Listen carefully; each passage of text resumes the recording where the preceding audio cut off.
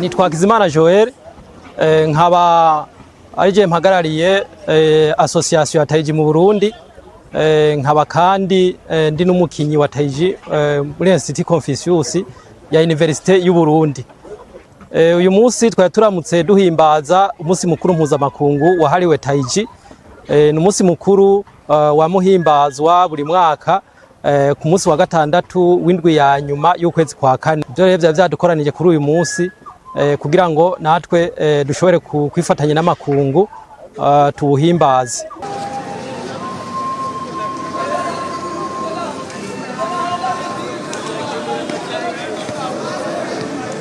Urukino rwa Taiji mu Burundi ntiruragera kure cyane gose, ariko turavye igihe twatanguriye naho tugeze turabona ko tuko turatera intambwe cyane gose, kuko ubu unye turafise abakinyi batari bake bariko baraba mu majana 5, kubera mwavyumvise ko na hariya mu mpimba hasanzwe hariya abakinyi mbere batari bake cyane basanzwe barukina.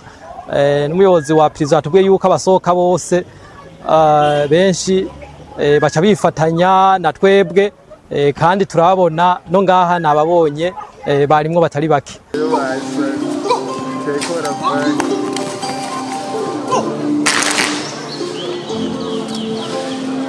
Taiji ari umuti nkuko twagiye tubivuga, atari uburyo gusa bwo kugira bwo kunyinyurana nkuko benshi bahora babivuga bafatiye ku mafilime bahora barorera, ahubwo abarundi bose bomenya yuko Taiji ari umuti ushobora kubakiza canke ukabakingira ingwara nyinshi cyane gose, mbere benshi bibaza ko zidashobora no gukira. Uno munsi kuri twebwe dusanzwe turi abakinyi ba Taiji twawakiriye nk'umunsi udasanzwe, kuko Taiji tuyifise ko amateka menshi, nico gituma kuri twebwe twawakiriye nk'umunsi ukomeye cyane mu buzima. Ego ingaruka nziza za Taiji maze kubona na magara meza.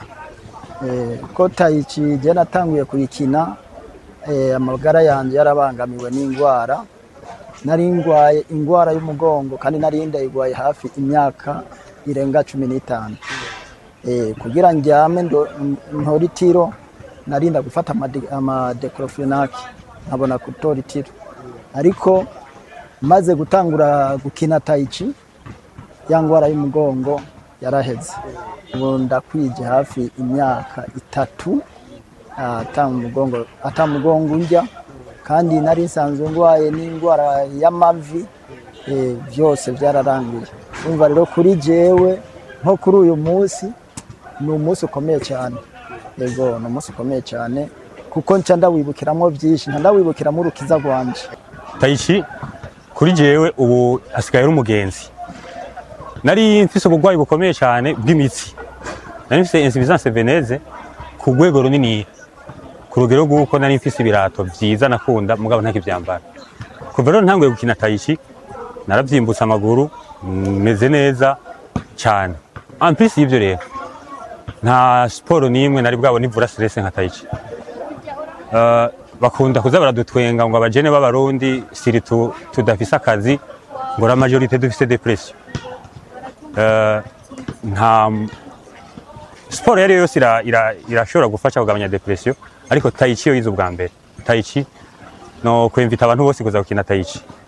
Uretse ko umva ari umuti, no muti ariko ni sport muri make yoshobora kuza gufasha kila muntu wari we wese kugira ubuzima bwiza, kugira amagara meza mu mutwe n'amagara physique. Bo intambamyi duhura nazo si nyinshi, nta ntambamyi novuga ngo turahura nazo mu ntuze mu rukino rwa Taiji, ahubwo Taiji za gukura intambamyi.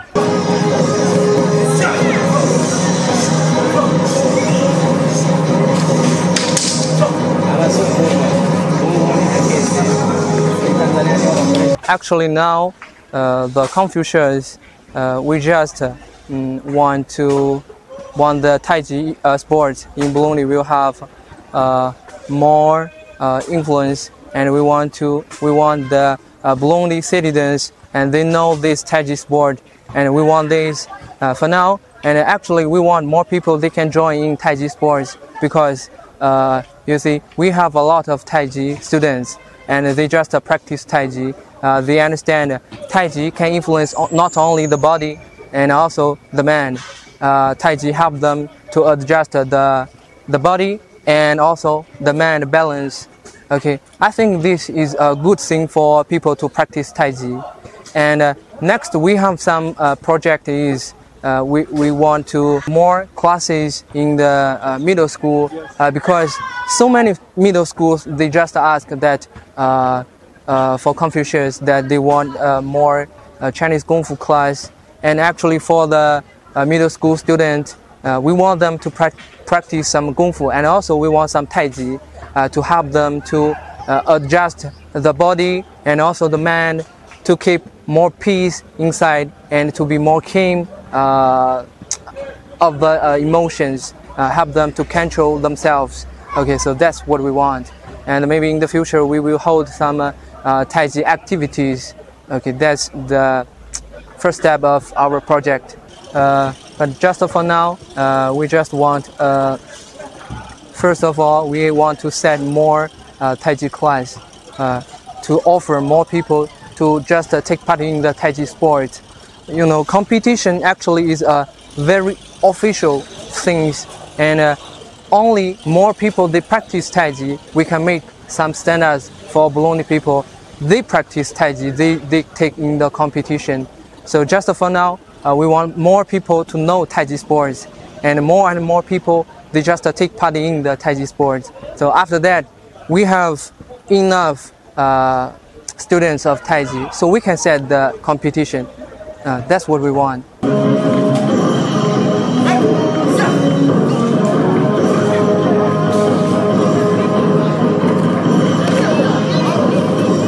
Twabishyize ko kubera nyene dufashwa cyambere cyo dushimira Institut Confucius ya Kaminuza y'u Burundi kuko niyo yadufashe mu mugongo no kugira ngo twiyumvire kijanye na association ya Taiji mu Burundi, tukongera kandi tugashimira na ambassade y'Ubushinwa kuko iradufasha muri byinshi mbere no gutanga amaformation hanze mu Bushinwa. Nk'akarorero mu mwaka uheze hari timu yashoboye gusohoka iraja kunonosora ubumenyi mu gihugu cy'Ubushinwa.